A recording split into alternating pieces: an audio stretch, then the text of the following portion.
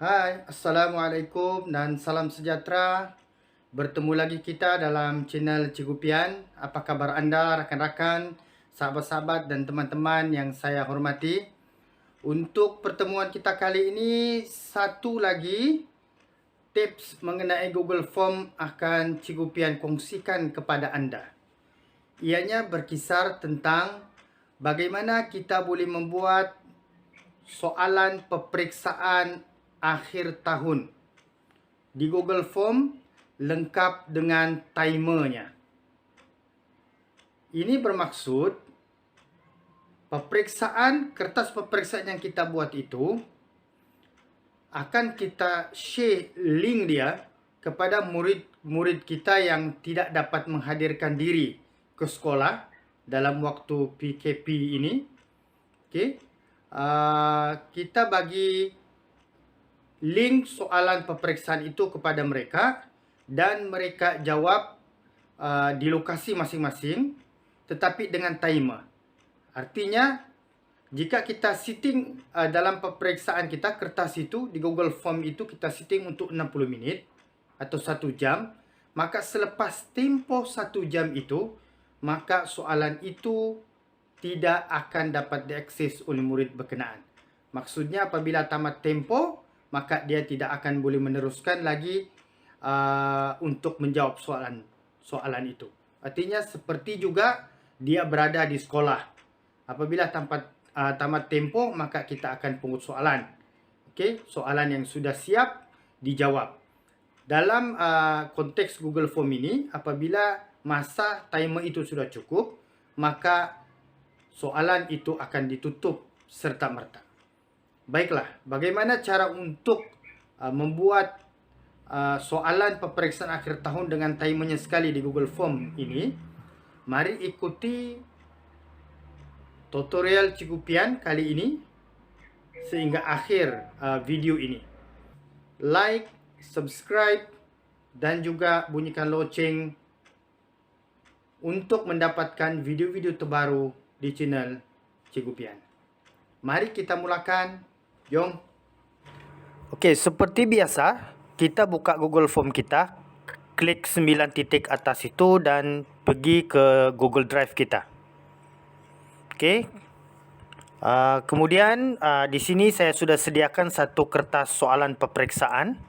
Okey, ini akan kita gunakanlah dalam tutorial ini. Okey. Ini ialah Google Form yang sudah saya buat, peperiksaan akhir tahun. Okey. Okey, sekarang kita akan install satu aplikasi, satu apps tambahan di Google Form kita ini untuk kita pasang timer. Okey, kita pasang timer. Caranya ialah kita klik yang 3 titik ini atas ni. Kita klik yang add-ons. Okey, kita tunggu sebentar. Okey, satu paparan akan kita dapat seperti ini. Kita akan install yang ini. Okey, yang ini. Timey.me ni. Okey, yang ini kita klik. Okey, kita klik.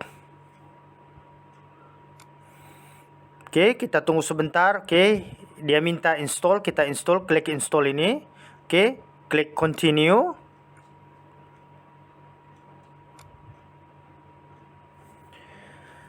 Okey, kemudian dia minta akses untuk kita punya alamat email. Kita klik saja. Kita dapat seperti ini. Kita klik allow. Dan kemudiannya kita tunggu sebentar untuk proses install. Okey, sekarang sudah selesai. Okey, kita klik next dan kita klik done. Okey, kemudian kita matikan tertingkap ini dengan klik tanda pangkal itu. Okey, sekarang kita sudah install aplikasi itu. Untuk membuktikannya, kita klik yang lambang ini, Kemudian kita cari, scroll ke bawah, ada di situ. Okey. Timify Me tu okey. Bila kita klik ini, kita akan dapat tertingkap kecil seperti ini. Okey, kita dapat tertingkap kecil seperti ini. Okey, bila kita dapat tertingkap kecil seperti ini, kita tidak dapat lagi untuk connect. Kerana kalau kita baca di situ, di ruangan itu, dia memerlukan token. Okey, dia memerlukan token untuk kita paste di ruangan itu. Okey, caranya untuk mendapatkan, kita klik yang ini. Okey, kita klik yang ini. Kemudian kita dapat seperti ini. Kita klik yang sign in with Google. Kita punya email itu. Okey, kita klik yang ini. Alright, kita akan dapat seperti ini. Tentukan mana satu alamat email. Kita klik sahaja. Dan seterusnya kita akan dapat seperti ini. Okey. Dia punya terms. Kita hanya klik saja. Okey, kita scroll ke bawah. Okey, kita akan klik yang ini. Okey. Selepas kita klik, dia minta kita set up kita punya account. Okey, alamat email kita, first name. Okey, saya akan tulis cikgu. Last name saya akan tulis Pian. Okey. Untuk yang ini kita klik saja, kita ni personal. Dan seterusnya untuk ini kita pilih education. Alright, untuk password kita boleh create password kita. Okey, setelah itu kita klik save. Okey, kita sudah selesai setup kita punya account. Okey, kita akan dapat paparan seperti ini. Okey, di situ kita boleh dapatkan yang token. Okey, yang ini. Kita boleh copy. Okey, kita boleh copy, tekan atau klik copy itu. Dan kemudian kita paste di Google Form kita. Okey, seperti ini. Kita paste saja yang token di situ tu. Okey, selepas itu, apabila kita sudah paste, okey, sudah kita paste, kita klik yang connect ini. Okey. Setelah kita klik, kita akan dapat paparan seperti ini. Kita klik bawah ni. Okey. Kemudian kita tunggu sebentar. Okey, sekali lagi kita akan dapat satu lagi notification seperti ini ya. Okey. Kita balik ke account kita yang kita copy tadi tu. Okey. Apabila kita klik yang copy tadi tu, account kita akan berubah seperti ini. Okey, ini kita padam. Sebab dia tidak ada apa-apa, dia hanya testing saja tu. Okey, kita klik, kita padam. Okey, kemudian di sini kita akan klik create. Sebab kita nak dapatkan ujian tu, create ujian lah. Create test. Okey, kemudian di ruangan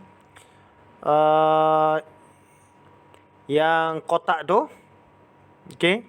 Di ruangan kotak itu kita type di situ alamat email murid kita yang tidak hadir ikut peperiksaan ini. Okey. Kalau ada 10 orang, 10 orang lah kita masukkan email ini. Sebab daripada email ini kita akan generate untuk dapatkan sistem ini akan generate untuk dapatkan URL untuk kita copy dan kita forward kepada murid kita supaya dia dapat buka Google Form peperiksaan yang kita buat ini. Okey, sekarang saya akan buat type alamat email untuk murid saya. Okey. Kemudian Setelah itu kita akan beralih ke bawah untuk timer dia. Okey, ada di situ dalam minit timer dalam minit. Kita hanya klik timer itu. Okey, yang itu timer duration itu kita klik di situ, kita tentukan. Misalnya untuk ini saya bagi 1 jam lah. Jadi maksudnya kertas periksaan ini 1 jam 60 minit. Okey, 60 minit itu sama dengan 1 jam. Kemudian saya klik yang auto ni. Okey, auto close ini saya akan klik, iaitu bila tamat 60 minit dia akan secara automatik akan tutup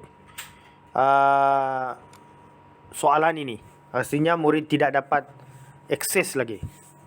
Okey, kemudian saya klik yang bawah ni untuk dapatkan respon lah. Okey. Selepas itu klik dan kita sudah selesai.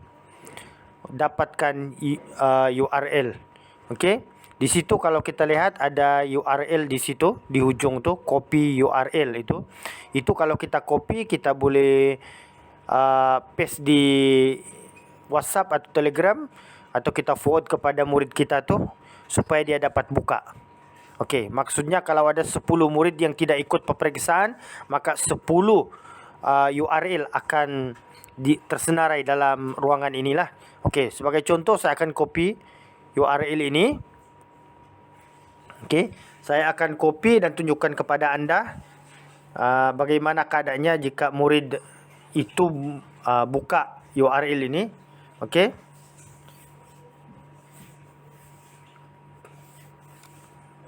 Okey, saya akan copy. Okey, kita copy dan kemudian kita buka tab baru. Untuk budak tadi buka lah. Okey, saya akan buka. Paste di sini yang URL tadi tu. Okey, saya paste, kemudian saya akan buka. Bagaimana keadaannya?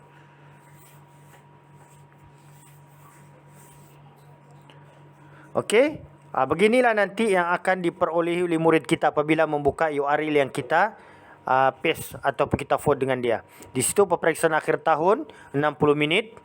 Okey.